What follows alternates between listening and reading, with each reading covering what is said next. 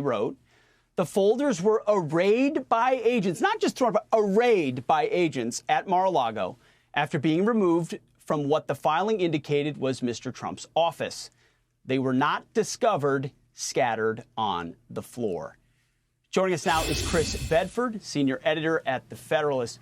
Chris, is there any reason why, let's say, Donald Trump's lawyers couldn't be present if the DOJ was just going to publish the documents all over the internet? I mean, what do you make of this charade?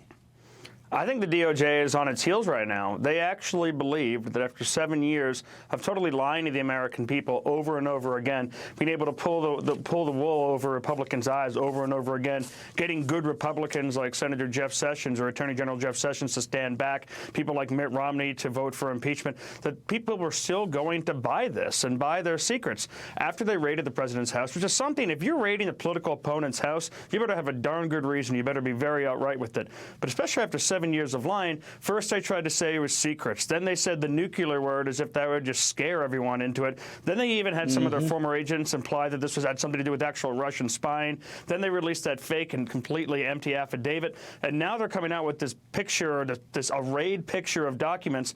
They have not made a case to the American people, and the onus is on them. They've already become an internet meme, and thank goodness, finally, Republican senators and congressmen and pundits are immediately, no one's sitting on their hands and saying, let's wait and see. Everyone's looking at the DOJ and the FBI and saying, you show the evidence, because if you raid your political opponent's house in the United States, you better have a darn good reason, and you better prove it to us, and not just say it's too secret for the kids.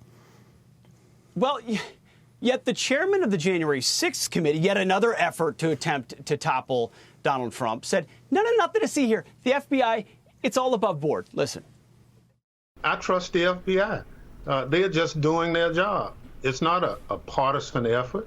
And so the Mar-a-Lago thing concerns me. I don't know if some of the material he carried to Mar-a-Lago compromises our national security. So it's not a partisan effort because they're doing our bidding.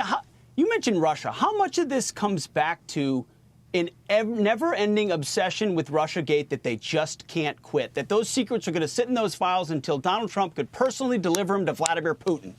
That's what they've always believed. And, you know, I would give Chairman Thompson the benefit of the doubt had this happened 7 years ago. I think a lot of the American public would, where if the FBI raided someone as prominent as former President Trump's home, they'd say, oh, my gosh, what happened? Something really bad. But we know better now because we've seen the Stephen Halper lies have come apart. The Steele dossier has come apart. FBI agents have dishonored themselves, have been forced to resign. People have walked out of the building over this sort of stuff. They don't have our trust anymore. The FBI, and you know, that's actually healthy. The American public should not just look at the FBI arresting or raiding political opponents' homes, raiding in this case, and say, well, that's okay, we trust them. We should demand answers, and the onus is absolutely on them. And I like the Democratic Party has changed from one that questioned the FBI forever to one that now just does their bidding because the FBI seems to be working with them. But right now, the plurality of independents, according to polling, and the majority of Republicans are saying, hold on, FBI, the ball's in your court. You show us what you have, because right now we don't trust you. Their new favorite, they finally found a law enforcement agency that they just love. Finally. Chris, thank you very much. Finally. Thank you. Appreciate your time. Hey, Sean Hannity here. Hey, click here to subscribe to Fox News YouTube page and catch our hottest interviews and most compelling analysis. You will not get it anywhere else.